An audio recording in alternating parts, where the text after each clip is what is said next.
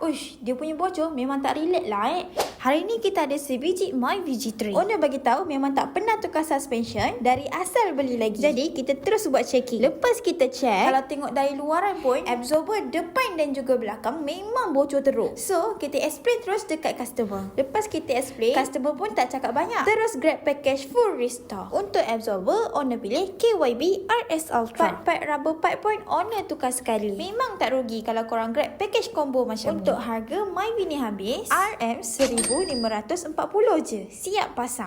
Yang ini harga untuk MyVG3. Kalau korang nak tahu harga combo untuk model kereta korang, boleh komen-komen. Kita bagi harga special untuk korang. So kalau korang ada masalah absorber bocor macam ni, jangan tunggu lama-lama, PM kita sekarang. Cari kita dekat Mr. Absorber Bukit Beruntung dan Sungai Buloh. Clear dah? Beres. Kejap-kejap. Korang nak bayar secara ansuran?